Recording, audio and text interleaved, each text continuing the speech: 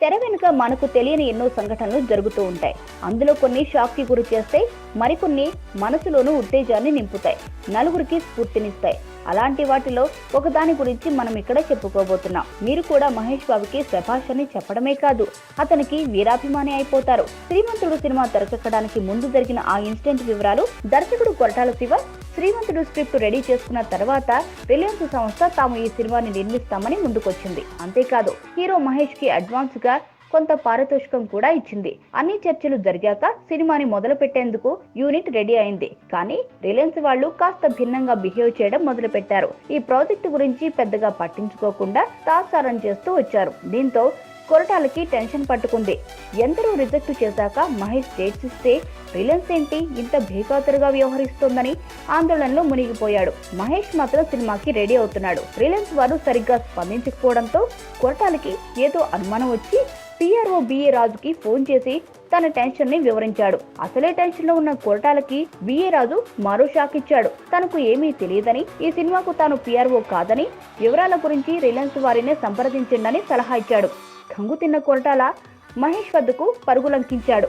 విషయం తెలిసిన మహేష్ వెంటనే బిఏ రాజుని పిలిపించాడు. మీరు ఈ సినిమాకి పిఆర్ఓ కదా, మీకు తెలియకపోవడం ఏంటి అని ప్రశ్నించాడు. ఇందుకు బిఏ రాజు బదులిస్తూ తమకు బయట వాళ్ళు వద్దని, తమ దగ్గరే పిఆర్ఓ ఉన్నాడని రిలయన్స్ వారు చెప్పినట్లు చెప్పాడు.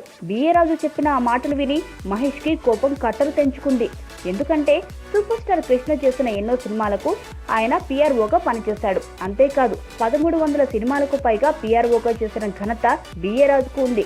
ఆయనంటే మహేష్ కి కూడా ఎంతో ఆత్మాభిమానం. ఇతని సినిమాల్ని కూడా ఆయన హ్యాండిల్ చేస్తాడు. అలాంటి బిఏ రాజుని తన చిత్రానికి పిఆర్ఓగా కాదంటారా అని కోపంతో ఊగిపోయిన సూపర్ స్టార్ రిలయన్స్ వారిని వెంటనే పిలిపించాడు. మహేష్ కాల్ రావడంతో వారు అప్పటికప్పుడే ల్యాండ్ అయ్యారు. అలా వచ్చిన వారితో ఒక్క మాట కూడా మాట్లాడకుండా తనకిచ్చిన 1.5 కోటి అడ్వాన్స్ ని చెక్ రాసిచ్చాడు. దాంతో స్టన్నైన రిలయన్స్ వారు ఏం మాట్లాడలేక అక్కడి నుంచి వెళ్లిపోయారు.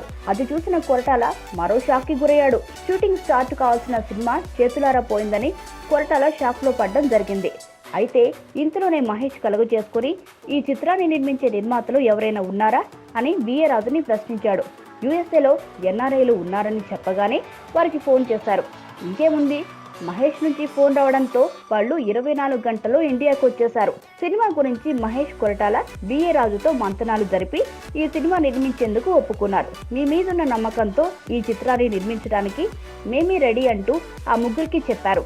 అలా ఈ చిత్రంతో మైత్రి మూవీ మేకర్స్ బ్యానర్ స్థాపించబడింది. ఇక్కడ మహేష్ చేసిన గొప్ప విషయం ఏమిటంటే తాను ఎంతో అభిమానించే మనిషిని కాదన్నందుకు రిలయన్స్ వారిని రిజెక్ట్ చేయడమే.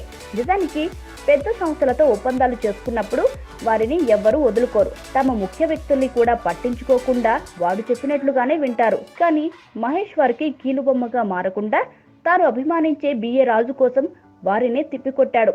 ఆయనపై తనకున్న ఆత్మాభిమానాన్ని చాటి చెప్పాడు. ఈ ఇన్సిడెంట్ తో మహేష్ గొప్పతనం ఇండస్ట్రీలో తారాస్థాయికి వెళ్ళింది.